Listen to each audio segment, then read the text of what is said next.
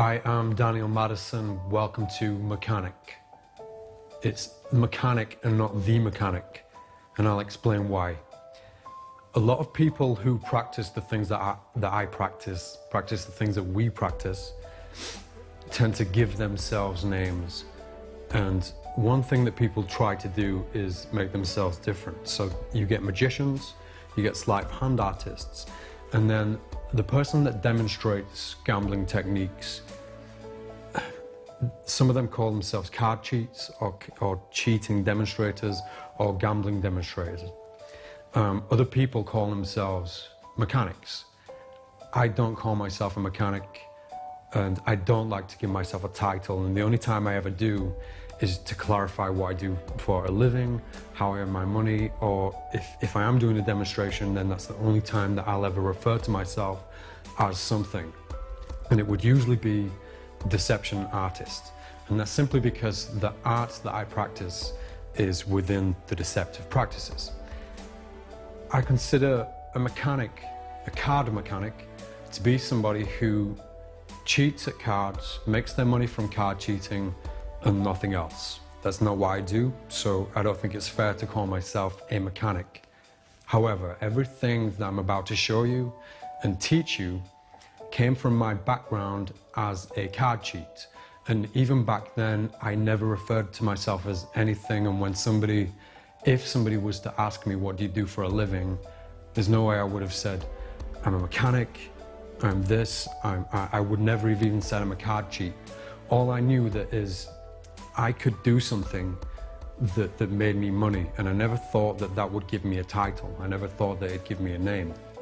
So even when I used to cheat at cards, I didn't see myself as a card cheat. I just saw myself as Д.Мэдисон, and this is something that I can do. I used to go play cards, and I had techniques that I knew were wrong, but they allowed me to win card games. They gave me an advantage, but I never gave myself a name. So it's important to point out that this DVD isn't calling me a mechanic, but it's calling the work that I'm doing the mechanics of deception.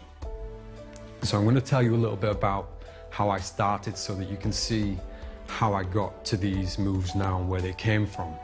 So I was a young boy when my parents separated, and that left me to my own devices with nobody to kind of look over me and nobody to see when I was doing wrong things or bad things. And I was pretty bad as a teenager, and when I was 15 years old, I saw this guy on TV, and he was cheating at cards. I was just flicking through the channels, and he was dealing cards from the bottom of the deck, from the middle, from second to top, and it was like a 5-minute piece of TV that I was just flicking through. And that moment changed my life. It changed everything about what I wanted to do, because I knew I wanted to do bad things, but not for the sake of doing bad things or being bad. I just saw things like that as an easy way to make money. So when I saw this guy, it seemed to be an option where I could still continue deception in a safe way, because it was different from going out and stealing cars. Not that I did that, but it was different from the things that my friends were doing and the people that I hung around with. It's different from what the kind of things they were doing, but it was still as deceptive. So for me, it allowed me to be who I felt I was. It allowed me to continue that deception in a safe way, or at least I thought it was a safe way, because it's an invisible art. The art of sleight of hand and the art of mechanics and card cheating, it's invisible. The whole idea is that you never see it, and nobody ever knows that it's happened. So to me, that was a very safe option, and I had this obsession with my hands where I always had to be doing something or fidgeting, and that is what put a deck of cards in my hand. Watching this guy on TV, I was 15 years old, I saw 5 minutes of it, and my life changed like this. I went out and bought a deck of cards, and I started learning from memory what I'd seen on TV. So I put kings to the bottom of the deck, and I spent years practicing without any resources, books, DVDs or videos. How can I take those cards from the bottom and make them look like they're coming from the top?